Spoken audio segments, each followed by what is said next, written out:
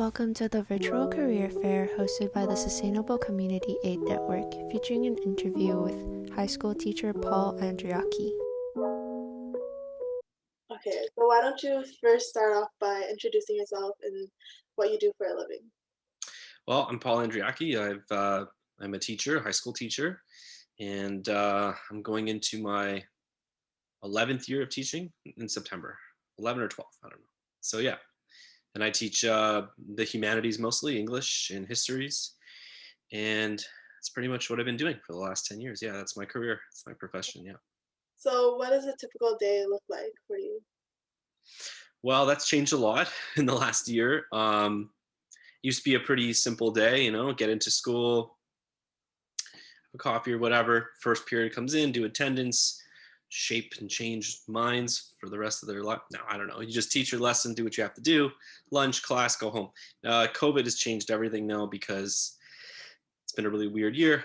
But now there's a lot more of online, as you can probably tell from this interview. A lot more Zooms, a lot more Google Meets. And so that brings its own challenges in terms of learning and education and even trying to stay motivated to teach and of course even motivated to learn for the kids too. So the typical days changed a lot, but I'm hoping in September it's a little bit back to the typical.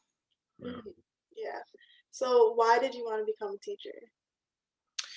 That's a good question. I don't think it wasn't like I've always wanted to be a teacher since I was 4 or something. Hmm. I think in high school I had a few teachers that were really good, and it's just the subjects that I ended up liking the most, like the humanities, whether it be the arts and English and histories and things like that, and social sciences.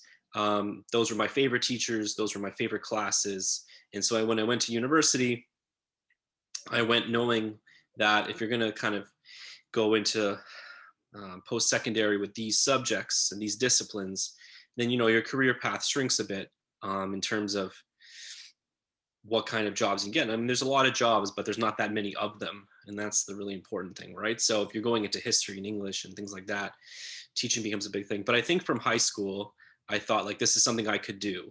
And I was always going to willing to try it out. And I always had the goal of going to teachers college. And then if I hated it, I hated it and I would try and do something else. But I loved it from the first second. So, and I just kept doing it. Yeah. And so I'm happy. So it wasn't some predestined plan, it's something I kind of grew into both practically and also inspirationally. And then that's how I ended up here. Yeah. So were there any other fields you're looking into going? I was always interested in psychoanalysis and psychiatry. Mhm. That was something I always thought about doing because it always interests me. I love stories about those topics. I love learning about those topics. It's still something I look into and learn about on my own these days, and it helps me in teaching. Learning about trauma, both historical and personal, and childhood. So that's something I always thought I would do. I mean, my mom always wanted me to be a lawyer, so I guess that was always there because Mhm. parental pressure is a real thing in Mhm. terms of what profession you choose. And so that was always a door that was open to me or that I sometimes thought about, but it wasn't really my passion. It wasn't really what I wanted to do. Yeah. So those are the other kind of careers I had floating around, but they never really panned out. And I'm glad that they didn't. Mhm. So what did your pathway look like? So what did you have to do to get to where you are today? Oh, good question. So you for teaching standard in Ontario anyway, you have to have a degree, usually an honors degree. I actually think it has to be an honors degree now. They changed that rule, so it has to be an honors BA at least, which is a 4-year degree. And from there you have to go to teachers college, which when I started teachers college was only 1-year program, but it's now a 2-year program. And so altogether the minimum is about 6 years of post-secondary. I did 5. And I always knew teaching in Ontario anyway, and I think in a lot of other places in the world too, but especially in Ontario, it's been really competitive for the last 10 years. There hasn't been a lot of, when I was a kid, teachers would always tell me that, oh yeah, hiring for teachers goes in peaks and valleys. So sometimes it's really hard to get a job. Other times it's so easy to get a job because they need teachers. The demand is so high and the supply is low. But since I've got into education and since I was a teacher of college, it's always been hard to get a job. So that's one of the reasons I went to grad school for a master's in history, because I just wanted a little bit something more to separate myself from other applicants. Doesn't make me a better teacher, definitely does not, but I'm not saying that, but in terms of applying places and resumes, and it works. It matters to some people who may be looking at, uh, you know, 200 applicants for the same one English job, and maybe one thing separates you. So, yeah, I mean, I did an extra grad school, but you really just need undergrad in that. Teachers college, you do the practicums, police background checks. If you're working for the Catholic board, you have to still get a letter from a faith leader, which is usually a priest in the Catholic system, to verify that you're a good Catholic or something. And so you have to get that too in order to apply. But I apply to all boards in Ontario, both public and Catholic. And so, yeah. Yeah. So I know you said it was competitive going to teachers college. Yeah, it still Were is. there other were there other challenges that you had to face? Well, I don't know if this is going to make your cut here, but like I'm a white man. So the list of challenges for me is not as big as a lot of other people. And so whether that's more overt or more implicit biases that work in my favor, I fully recognize that's probably been a part of it. I didn't get a job with connections. Some people say you need to know people. I was lucky enough to not need that. It just happened for me. Just out of pure luck, I think, honestly. But in terms of the challenges for me personally, I mean, it'd be wrong for me to phrase anything that I went through as being challenging, considering I know what so many other teachers went through just to get on a supply list, never mind to get a permanent job. So um, I guess I'm saying I'm one of the lucky ones in terms of the hiring stages and practices, and they changed a lot of the rules for hiring for teachers. Like literally 2 days after I got my permanent job with the school board, they changed a bunch of requirements to get a permanent position. You need a certain number of hours, you have to supply teach, you have to do this and that. And I got in right before they changed that. So that really fast tracked me into a permanent contract. But yeah. Mhm. Yeah. So what are some certain aspects about your field, about your career that you like? Uh, I've worked in an office before, like, a 9 to 5 administrative job. And it gets and I've only done it for summer jobs, right? But even then, by the second or third month, you're just like, holy, like this is too much, or it's just too repetitive and too redundant. But teaching is crazy because, yeah, you might teach the same classes year over year, maybe in high school, but you get a whole new group of kids every few months, really, and if you're in a semester program, and it changes everything. And so the course you're teaching to one class one year can look wildly different to the class the next year. So I like that. It's refreshing. One of the reasons that this COVID school year has been so hard for me, like, again, hard. I mean, I'm employed and healthy and safe. You know what I mean? Like, in context, anyway. Um, One of the reasons it's been hard for me, and professionally anyway, is that there's very little connection. You can't talk to anyone. Most kids, like, and I don't force them to because I don't want to be that guy. They don't turn their screen on. They don't really talk to you. It's very transactional, where it's like, just give me the assignment and mark it and give me the mark, and that's all it is. And that's not what teaching is. So that's been hard for me this year, really hard for me. So yeah, I love the interaction. I love talking to kids. I like getting to know them outside the class, extracurriculars, things like that.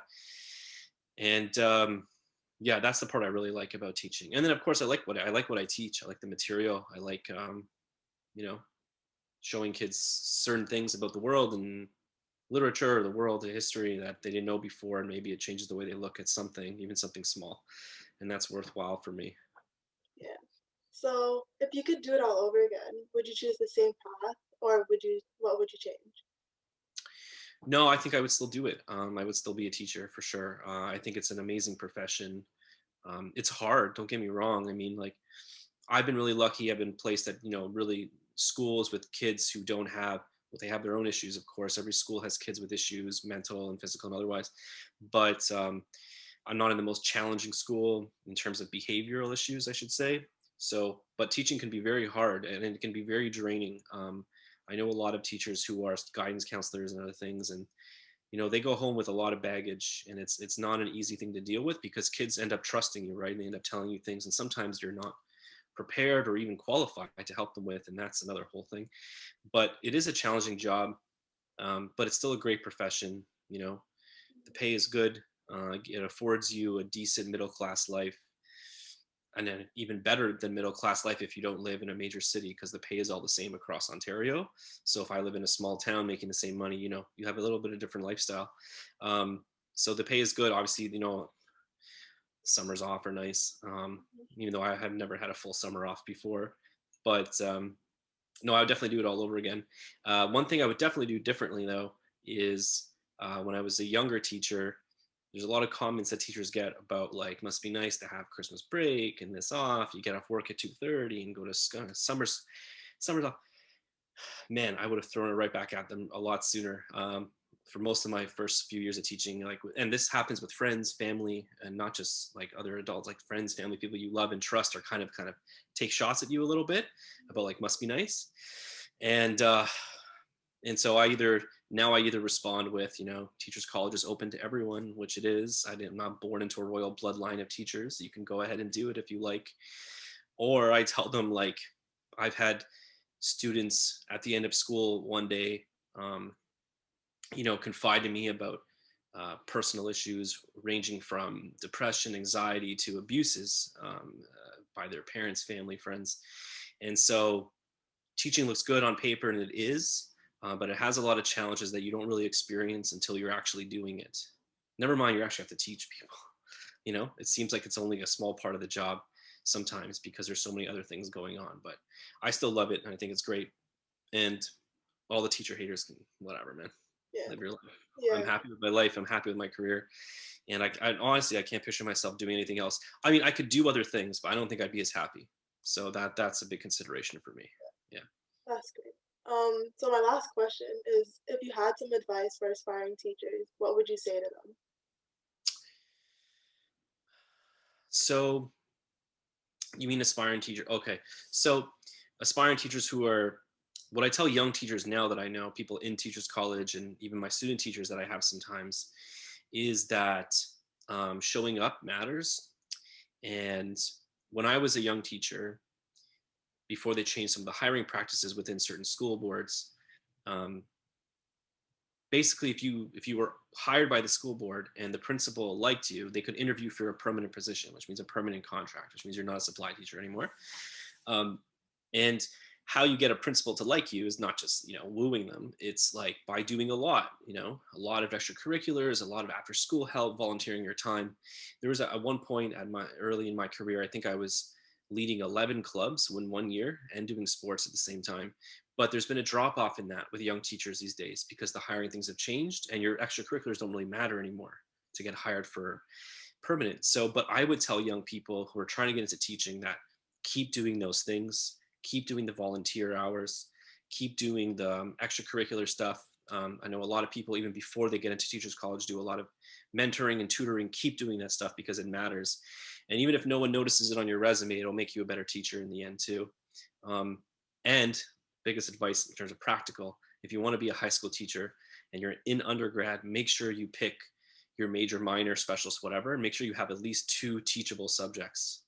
And there's certain rules for that I can go into. I don't think you want to know that, but like you have to have a certain number of credits. Let's say in history, if you want to be a teachable, it has to be at least a minor.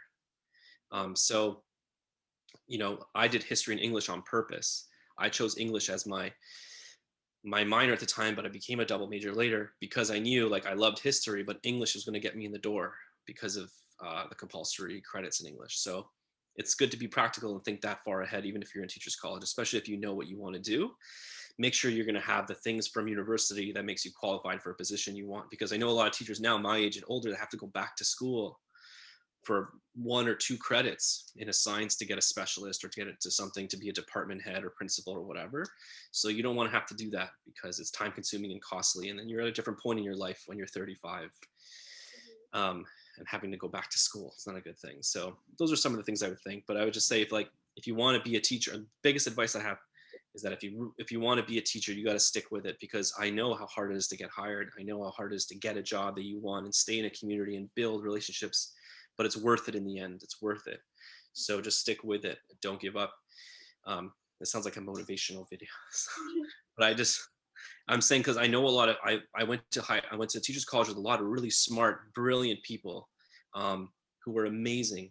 And after a couple of years of trying, they just gave up and they're doing other things now. And I think some of them have regret it, some of them don't. But if you just keep at it, you will get a job eventually. And then you can really start growing and get to know the kids, which are the the best part of teaching is the kids that you teach. Should be anyway. Right. That's amazing. Well, that's all the questions I have for you.